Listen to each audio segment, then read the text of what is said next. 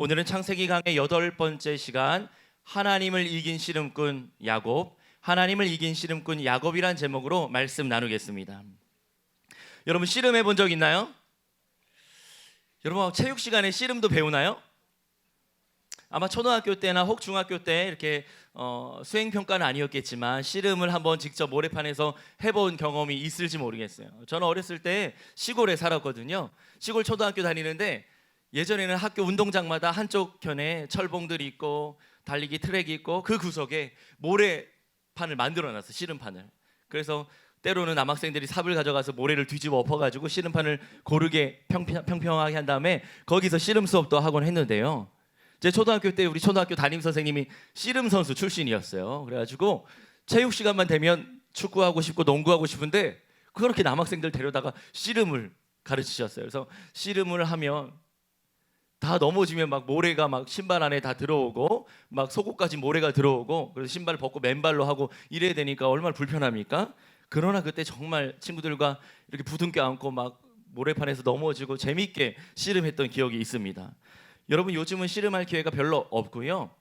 명절 때 설날이나 추석 때 되면 민속 씨름이 프로 대회가 돼서 하고 있죠. 체급에 따라 이런 씨름들이 있습니다. 백두장사, 한라장사, 금강장사, 태백장사 이 체급별로 이렇게 되는 거야. 이 태권도나 다른 체급으로 하면 뭐 P급, 라이트급, 헤비급 이런 거겠죠. 그리고 체급을 가리지 않고 체급을 초월해서 하는 씨름 대회가 있는데 그게 바로 천하장사예요. 천하장사. 우리가 천하장사하면 방송인 강호동 씨나 뭐 또 이만기 교수님 이런 분이 생각나는데요. 그들은 당시 프로 씨름이 최고 유행할 때 최고의 스포츠 스타였죠. 우리가 생각하는 손흥민 선수 이상으로 큰 인기를 누렸던 그런 천하장사들이었습니다. 오늘 본문을 함께 읽었는데요. 야곱이 씨름을 하는데 씨름의 대상이 누구예요? 대답해봐. 32장에 우리 본문 읽었는데요. 야곱이 어느 날 야복강에서 하룻밤을 보내게 되는데 누구와 씨름한다고 써 있어요? 네, 여러분 다 좋은 주일학교를 다녀가지고 그분이 씨름했던 그 사람이 그 대상이 하나님이라고 잘 대답하고 있는데요. 천사와 씨름했고 하나님의 사자와 씨름했는데 성경은 그가 하나님이었다 이렇게 쓰고 있습니다. 여러분 우리 창세기 오늘 마지막 시간이거든요. 그리고 또 2학기에 가면 요셉부터 또 창세기 이야기를 계속 설교할 생각이에요. 창세기 1장으로부터 한번 돌아가 보겠습니다. 오늘 창세기 복습을 해보려고 해요. 창세기 1장에 보면 태초에 1장 1절 같이 한번 외워봅니다. 태초에 시작. 태초에 하나님이 천지를 창조하시니라. 하나님께서요 말씀으로 천지 만물을 창조하시는데 빛이 있으라 하니 빛이 있었고 첫째 날, 둘째 날부터 여섯째 날까지 천지 만물을 모든 생명체를 창조하시고 여섯째 날 사람을 창조하시는데 사람을 히브리어로 쓰면 아담이에요. 아담. 하나님께서 붉은 흙 아담을 가지고 빚어서 생기를 불어넣어서 생명이 되게 하시는데 살아있는 영이 되게 하시는데 그가 바로 첫 번째 인간 아담이었어요. 그리고 그가 홀로 지내는 것이 안타까우니까 하나님께서 배필을 주셨는데 그 이름이 하와였지요. 아담과 하와, 남자와 여자를 하나님의 형상대로 창조하신 거예요. 남자와 여자는 부모를 떠나 둘이 한 몸이 될지라 가정을 이루게 되고 자녀를 낳게 되죠. 하나님께서는 그래서 첫 인류였던 아담에게 다른 동물이나 다른 피조물들에게는 어떤 명령도 사명도 주지 않았지만 오직 사람에게만 이 땅에 생육하고 번성하고 땅에 충만하고 이 땅을 잘 다스리고 통치하고 관리하라고 청지기로서의 사명을 문화 명령을 주셨어요. 그 아담이 천국과 같았던 이 지구상에서 에덴 동산에서 사랑하는 아내 하와와 함께 행복하게 천국을 누리며 천국 같은 동산을 살았는데요. 하나님의 단 한 가지의 명령, 동산 중앙에 있는 선악을 알게 하는 나무의 열매는 결코 먹지 말아라. 네가 그걸 먹으면 정녕 죽으리라 말씀하셨는데요. 하나님의 단 한 가지 그 명령에 불순종하여서 뱀이 옛뱀이라고도 하고 용이라고도 하는 그 사탄이 뱀이 하와를 꼬셔서 그 선악나무 열매를 먹게 하고요. 그 열매를 먹은 하와가 자기 남편 아담에게도 주어서 하나님의 명령에 불순종하는 죄를 범하고 선악과 열매를 먹게 되는 거죠. 그러면서 인류가 하나님 앞에 말씀에 불순종하는 범죄를 행하여 인간에게 죄가 들어오고 타락했다고. 그 창세기 이야기는 창조와 타락 이야기로 구성되어 있어요.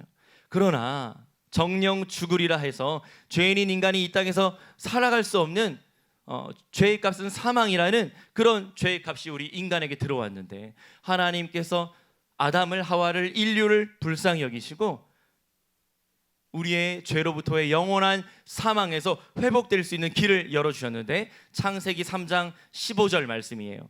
창세기 3장 15절 한번 찾아 읽어볼까요? 성경 있는 친구들, 창세기 3장 15절을 우리가 오리지널 가스펠, 원시 복음이다, 이렇게 원복음이다 이렇게 얘기하는데요, 거기에 예수님이 등장해요. 같이 한번 찾은 친구들만 크게 한번 읽어봅니다. 시작.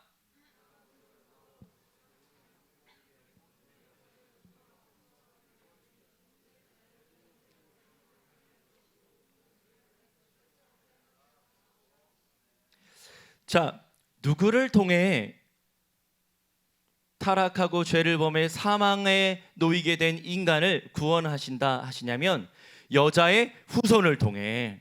여자의 후손이 뱀의 머리를 상하게 하고요, 그리고 최후 승리를 얻게 될 거라는 거야. 창세기 3장 맥락에서 이 여자의 후손이 누구를 의미하는지 우린 모릅니다. 그러나 창세기뿐만 아니라 신구약 성경을 다 갖고 있고 읽을 수 있는 우리들은 바로 여자의 후손으로 이 땅에 오신 분이 하나님의 독생하신 아들 예수 그리스도임을 알고 있어요. 여자의 후손으로, 인간의 후손으로, 인간의 몸을 입고 하나님의 아들이신, 하나님이신 그분이 이 땅에 오신다는 것을 창세기 3장에서 타락한 인류를 향해 회복을 약속하신 거예요. 그런데요, 아담과 하와가 타락하여서 에덴 동산에서 추방당하고 난 이후에 가인과 아벨 아들을 낳게 되는데, 가인은 아벨을, 자기 동생을 죽이고 마는 끔찍한 살인죄를 행하게 되고요, 가인도 아벨도 더 이상 기대할 수 없게 하나님께서는 아담과 하와에게 셋이라고 하는 셋째 아들을 주셔서 셋의 후예들이 태어나게 하십니다. 그리고 나서 얼마간 시간이 지났을 때 인류의 죄가 이렇게 관영하게 되었어요. 죄로 말미암아 온 인류가 다 타락하고 오염되었을 때 노아 한 사람을 통해서 노아 홍수 사건, 노아의 방주를 준비해서 노아와 노아의 아내, 노아의 셋 아들 셈, 함, 야벳, 그리고 세 며느리 8식구만 홍수 가운데 살게 돼요. 노아의 홍수가 그쳤을 때 방주 밖에 8식구가 나오고, 그로 말미암아 또 인류가 번성하게 되지요. 그러나 또 시간이 얼마 지났을 때 마치 아담이 하나님의 명령에 불순종한 것처럼, 또 셋의 후예들이 하나님께 죄를 범하여서 홍수 사건이 일어났던 것처럼, 또 사람들은 하나님을 경외하지 않고요, 자신의 이기심과 욕심에 치우쳐 살다가 바벨탑을 쌓게 됩니다. 그것이 창세기 11장의 내용이에요. 바벨탑을 막 쌓아요. 우리가 우리의 이름을 내자, 모여 살자, 우리가 인류 문명을 건설하자. 하나님께서 그것을 기뻐하지 않으셨어요. 왜냐하면 이 땅에 흩어져서 생육하고 번성하고 이 땅에 구석구석 충만하라고 명령하셨는데, 그 말씀에 불순종하고 인간의 이기심과 욕망과 야망을 드러내면서 높은 탑, 바벨탑을 막 쌓기 시작한 거예요. 바벨탑은 무너졌고요, 무너진 이후에 모든 사람들의 언어가 각기 다른 언어로 말하게 되었다고. 그래서 민족이 갈라지게 된 거예요. 여러분, 이때부터 오세아니아, 아메리카, 아프리카, 아시아 5대양 6대주로 흩어져서 각 민족마다 소수 민족도 있고요, 큰 민족들인데 자기 언어를 가지고 생활하기 시작한 거예요.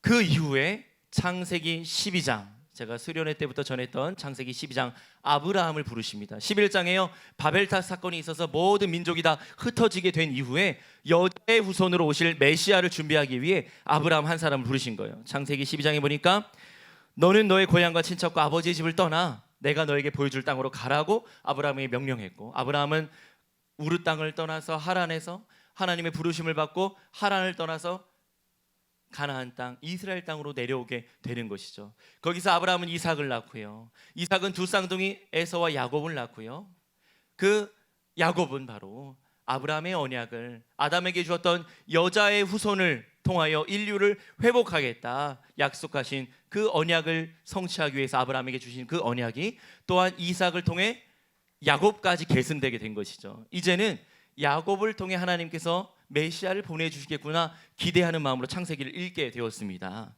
짧은 시간 창세기 전반부 내용을 함께 살펴봤는데요. 자, 지난주에 야곱은 외삼촌 라반의 집까지 가게 되었어요. 왜 거기까지 간 겁니까? 형 에서를 속이고 아버지를 속이고 장자의 축복을 속여 빼앗아서 아버지로부터 내가 에서라고 하면서 그 장자의 축복을 받았잖아요.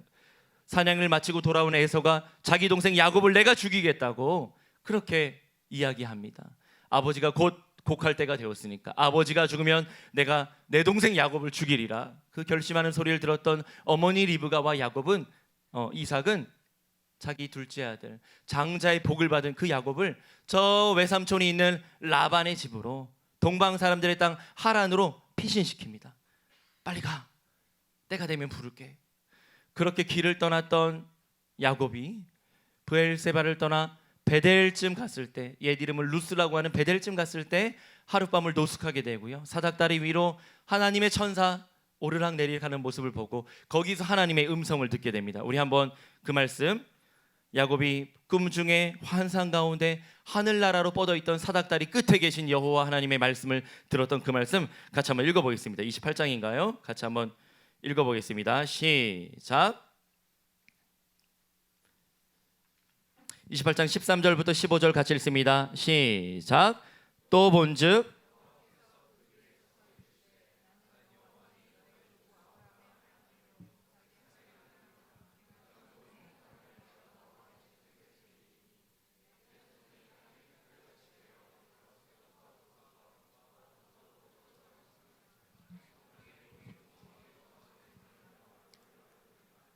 내가 너와 함께 있어 내가 어디로 가든지 너를 지키며 너를 이끌어 이 땅으로 돌아오게 할지라. 내가 내게 허락한 것을 다 이루기까지 너를 떠나지 아니하리라 하신지라. 아멘. 베델에서 하룻밤 노숙하고 있던 야곱에게 여호와 하나님께서 직접 나타나셔서 말씀하시는데, 나는 너의 할아버지 아브라함의 하나님, 너의 아버지 이삭의 하나님, 그리고 너의 하나님 야곱의 하나님이다 말씀하시는데요. 그러면서 약속하는 거, 네가 지금 누워있는 이 가나안 땅을 내가 너에게 줄 거야. 너의 자손, 너의 후손을 통한 큰 민족을 이루는데 땅에 티끌같이 동서남북으로 많이 있을 거야. 그리고 내가 너와 함께 할 거야. 임마누엘, 내가 반드시 너와 함께 할 거야. 내가 너를 지켜줄 거야. 내가 너를 이끌어서 다시 고향 땅으로 돌아오게 하고 내가 너에게 주었던 이 모든 약속을 다 성취할 때까지 내가 너를 떠나지 아니하리라 말씀하셨어요. 이 임마누엘의 약속, 지켜주시고 보호하시는 하나님의 언약을 붙잡고 하란 땅에 가게 된 거죠.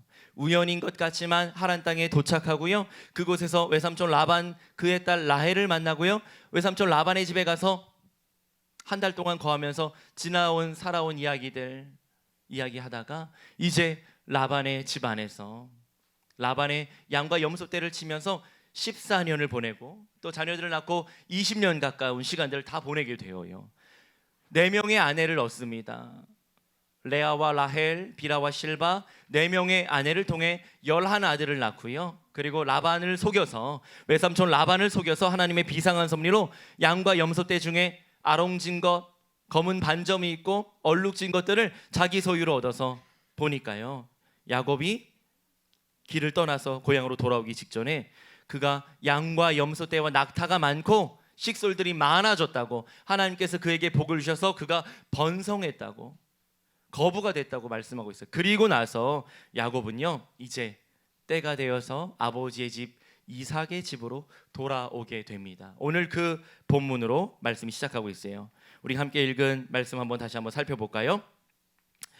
자, 32장에 보니까 야곱이요 먼 길을 떠납니다. 다시 한번 브엘세바를 떠나 하란에 갔던 것처럼 이제는 반대로 하란을 떠나 아버지의 고향으로 돌아오게 되는 긴 여정을 시작하는데, 도망갈 때는요 혼자 갔잖아요.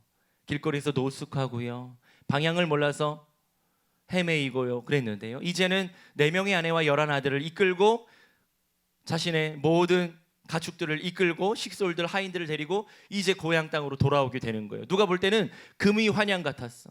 가족도 많고 재산도 많으니까 모든 것이 순조로운 것 같았지만, 그러나 야복강을 건너서 가나안 땅으로 들어오기 직전에 야곱에게 두려움이 엄습합니다.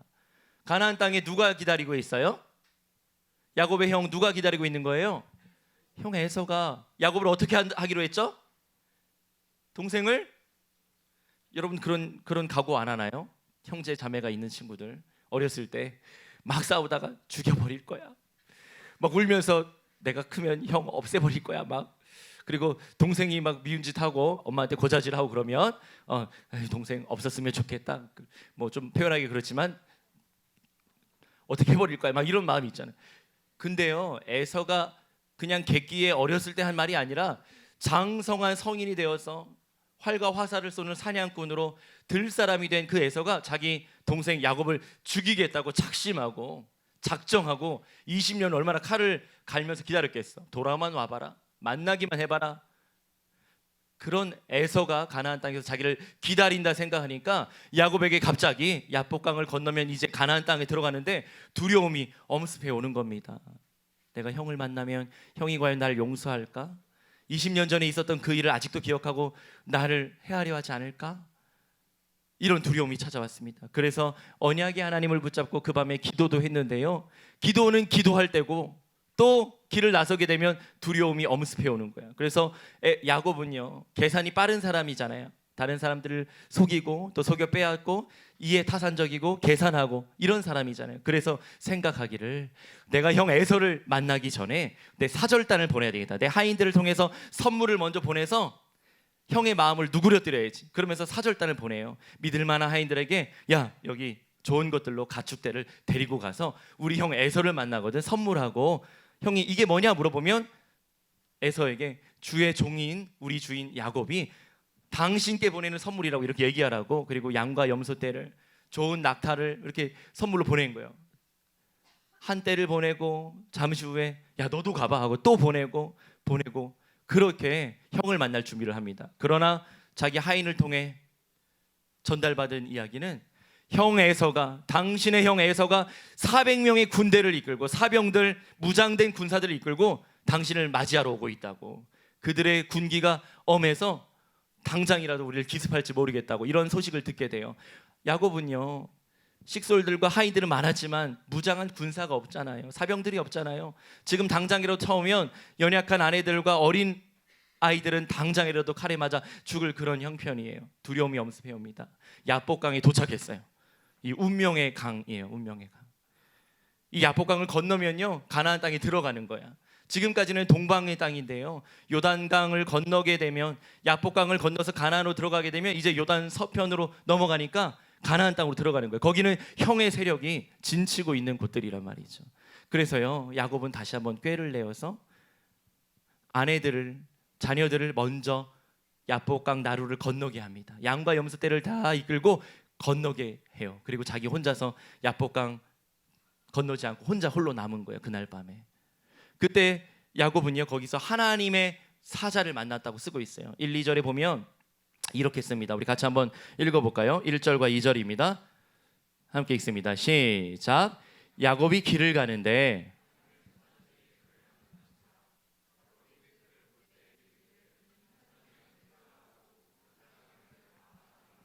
마하나임이라 하나님의 군대를 만난 거예요. 마하네 하면 캠프라는 뜻이야. 캠프. 군대, 캠프를 군단을 말하는 거예요. 그러니까 마하나임 하면 히브리어로 쌍수를 말해요. 그러니까 한 쌍이라는 거, 한 쌍. 그러니까 군대가 한 군대가 아니라 한 쌍이 있었으니까 두 개의 군단이 있었다는 거예요. 야복강을 기준으로 건너편에 한 군단이 있고요, 또 이쪽 편에 한 군단이 있으니까 두 개의 군단이 한 쌍으로 있었다. 그래서 그 땅 지역 이름을 하나님의 군대가 양쪽에 진치고 있다 해서 마하나임이라 불렀어요. 자,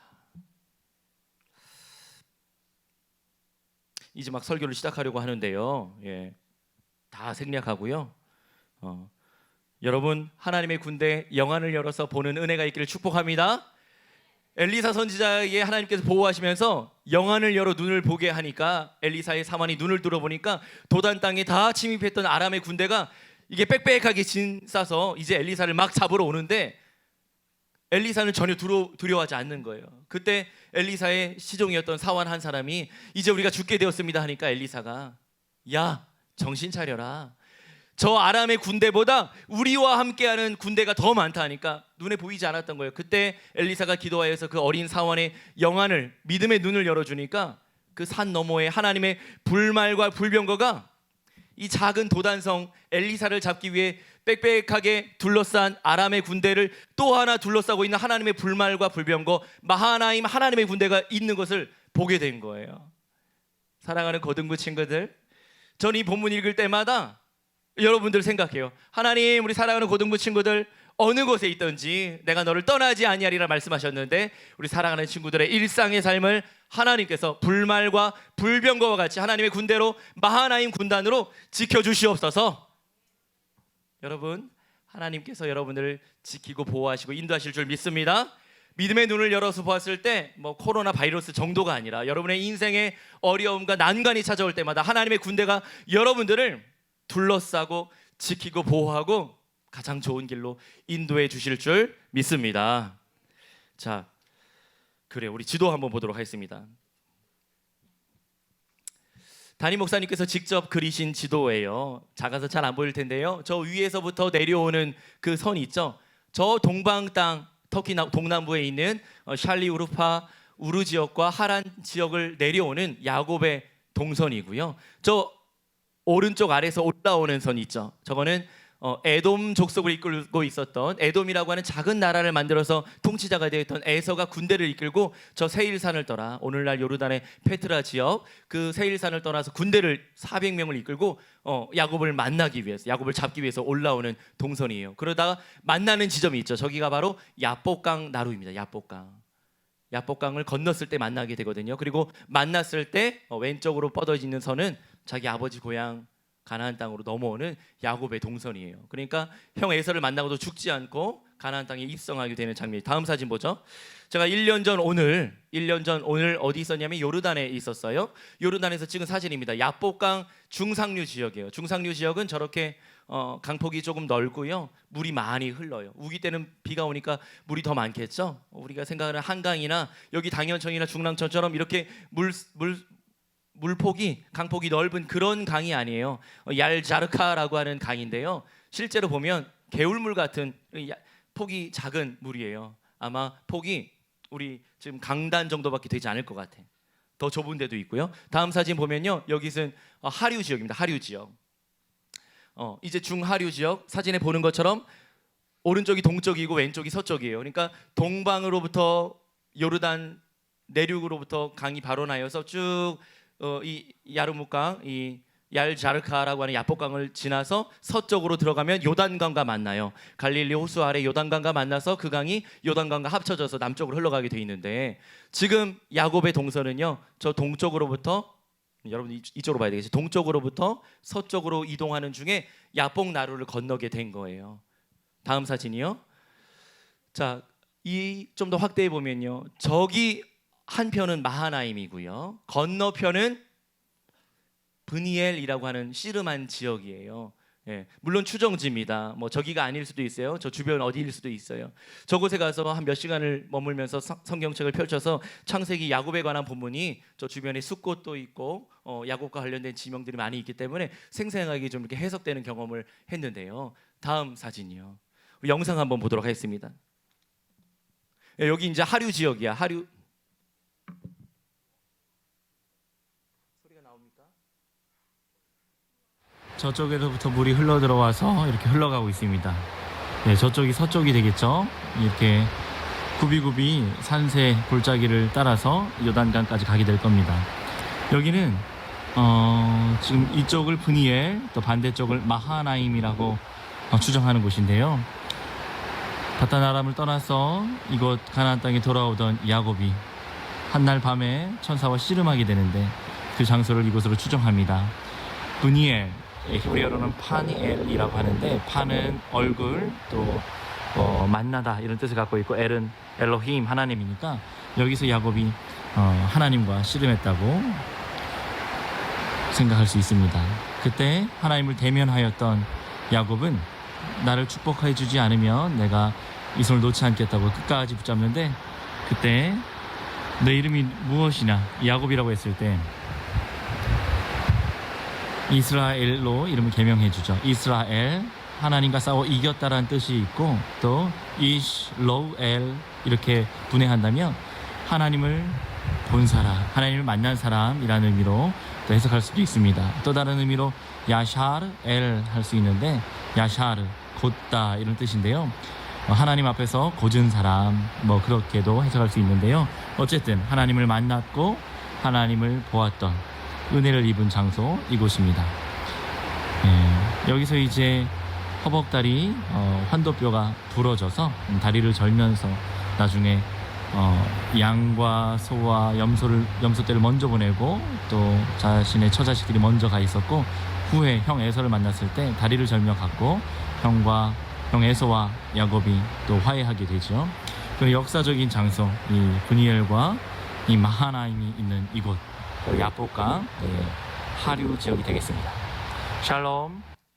물소리가 계속 샬롬. 들리잖아요. 저 야복강의 그 협곡이 깊기 때문에 어느 날 한날 밤에 자녀들과 식솔들을, 자신의 양떼, 염소떼, 가축들을 다 돌려보내고 혼자 두려움에 휩싸였던 그 야곱이 저기 어느 곳에선가 하룻밤을 보내게 되는데요. 깊은 밤 갑자기 어느 사람과 씨름하게 됐다는 거예요. 영어 성경을 보면 그는 a man이고 3인칭 남성 단수로 he라고 쓰고 있어요. 하나님의 천사로 묘사되고 있는데, 그가, 호세아 선지자는 그가 천사와 힘을 겨루어 싸웠는데 그가 싸운 대상이 하나님이라고 호세아 선지서에 주석되어 있어요. 그러니까 그는 하나님과 씨름했던 것이죠. 이곳 야복강이란 이름과 야곱이란 이름이 흡사하잖아요, 발음이요. 그리고 이 씨름이라고 하는 히브리어 단어가 야베크란 단어거든요. 야베크. 그러니까 야곱이 야복에서 야베크 했다, 이런 언어 유희를 갖고 있어, 워드 플레이를 갖고 있어. 무슨 뜻이냐면, 움켜잡고 속여 빼앗기를 좋아하던 인생을 사는 그 야곱이 가장 야곱스러운 장소 야복강에서 자신의 인생을 대변하는 동사 야베크라고 하는 씨름을 하면서 하나님과 겨루는 거예요. 늘 다른 사람과 겨뤘어요. 에서와 겨루고 아버지를 속이고 라반을 속이고 사람들을 상대했던 그는, 사실은 그가 더 큰 복을 받고 이 땅에서 복을 누리면서 살기 위해서 그가 겨루고 싸워야 될 대상이 사람이 아니라 그가 붙잡아야 될 대상은 하나님이었다는 것을 보여주고 있는 그런 씨름의 장면이에요. 밤새 씨름합니다. 그냥 우리가 생각하는 민속 씨름이 아니라 레슬링이에요. 이건 투기와 같았어요. 목을 꺾고요, 허리를 휘어감고, 여러분이 생각하는 격투기 모습 그대로예요. 한 사람이 철저히 패배를 인정하고 죽거나 상하거나 다치거나 항복하지 않은 이상 씨름이 끝나지 않습니다. 그런 하룻밤 씨름, 협곡이 깊으니까 세찬 강물 소리와 그 투기의 소리가 온 협곡 사이로 울려 퍼졌을 겁니다. 그러다가 이제 하나님께서 야곱이 끈질기게 붙잡고 있는 것, 내가 결코 야곱을 이길 수 없구나, 그렇게 깨달으신 하나님께서 야곱의 환도뼈, 엉덩이 둔부를 내리쳐가지고 이 넓적다리뼈를 탈골시킵니다. 그러니까 이제 야곱은요, 이 한 번의 씨름을 통해 장애인이 된 거예요. 환도뼈가 탈골됐어요. 넓적다리가 탈골돼서 이제 똑바로 서 있을 수도 없고 걸을 때마다 절뚝거릴 수밖에 없는 인생이 된 것이죠. 그러나 한쪽 다리뼈가 탈골됐으니까 서 있을 수 없는데 천사를 부둥켜 안고 매달려 있는 것이죠. 그러면서 야곱이 이야기합니다. 저를 축복해 주지 않으면 제가 결코 이 손을 놓지 않겠다. 하나님께서요, 야곱을 이길 수 없다고 했잖아요. 그러니까 야곱에게 축복해 주길 원하는데, 복을 주시는데, 그때 뭐라고 하냐면, 하나님, 저를 축복하지 않으면 내가 이 손을 놓지 않겠습니다. 그럼 복을 줘야 되잖아요. 복을 주지 않고요, 야곱의 이름을 묻습니다. 네 이름이 무엇이냐? 하나님께서 야곱의 이름을 묻는 거예요. 네, 제 이름은 야곱입니다. 이전에는요, 형 에서를 대신해서 속여서 아버지께 축복받으러 들어갔을 때 네가 누구냐 했을 때 거짓말 하거든요. 네, 제가 에서입니다.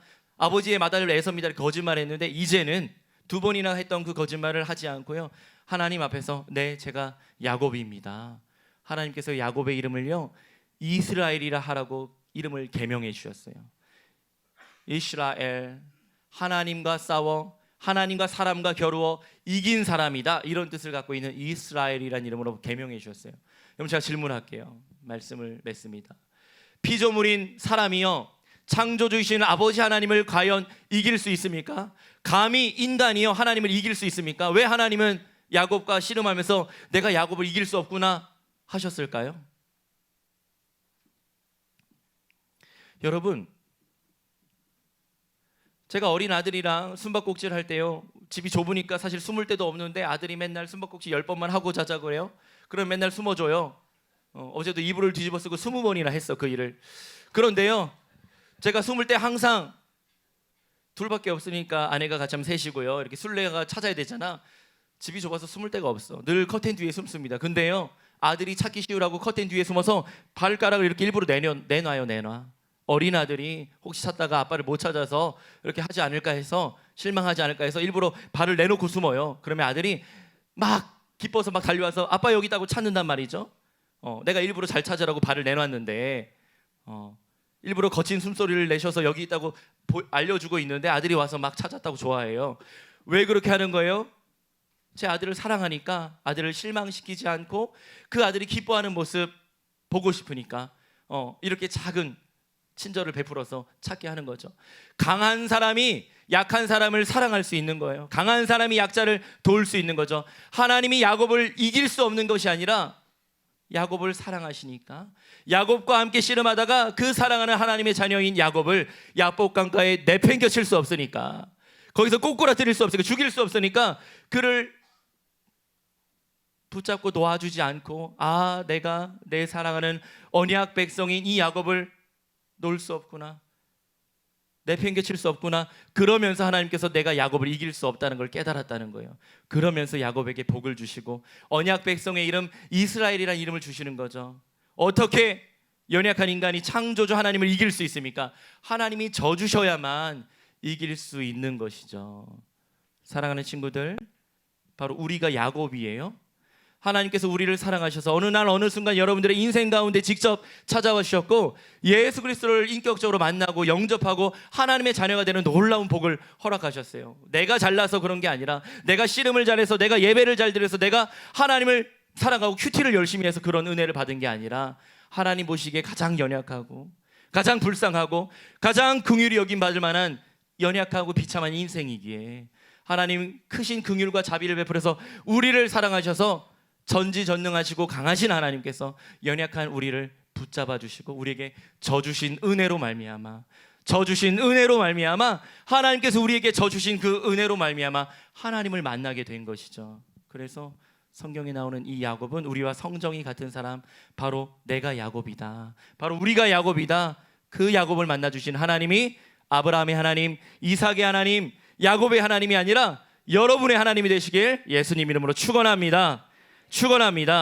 야곱이 거기서 하나님의 얼굴을 배웠잖아요. 그래서 이름을 브니엘이라고 짓습니다.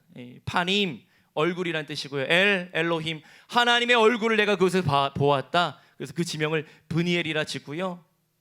아침에 깊은 협곡 사이로 해가 떠올랐을 때 그 땅을 떠나면서 브니엘 떠나서 형을 만나게 됩니다. 형 에서가요, 야곱을 만났을 때 서로 부둥켜 안고요, 얼굴을 서로 마주하고 껴안고요, 서로 입을 맞추면서요, 내 동생 야곱아 잘 왔다, 형님 제가 형의 종입니다 하면서 20년 만에 만나서 얼싸안고 화해하고요, 그렇게 함께하게 됩니다. 이후의 이야기들은 오늘 다 나눌 수 없는데요, 그러면서 야곱이 뭐라고 하는지 압니까? 형 에서에게 형님, 제가 형님의 얼굴을 보니까 마치 하나님을 뵌 것 같습니다. 형님의 얼굴을 보니까 하나님의 얼굴을 뵌 것 같습니다. 이렇게 고백을 해요. 형에게 아첨하려고 하는 말이 아니라 그는 정말 자신의 원수와도 같았고 대적자와 같았던 에서의 얼굴 속에서 하나님의 얼굴을 본 것입니다. 이게 바로 여러분, 그리스도인들이, 하나님의 자녀인 우리들이 살아가면서 일상으로 만나게 되는 하나님의 얼굴인 거예요. 하나님의 얼굴은요, 하나님의 자녀들을 향해서 주의 은혜와 평강을 보여주시는, 우리를 향하여 비춰주시는 은혜란 말이죠. 여러분, 이 브니엘, 여러분 학교에서도 학원에서도 가정에서도 친구들과 함께 있을 때 세상 어느 곳에 있든지 하나님의 얼굴을 대면하여 살아가는 은혜가 있기를 우리 주님 예수님의 이름으로 간절히 축원합니다. 축복합니다.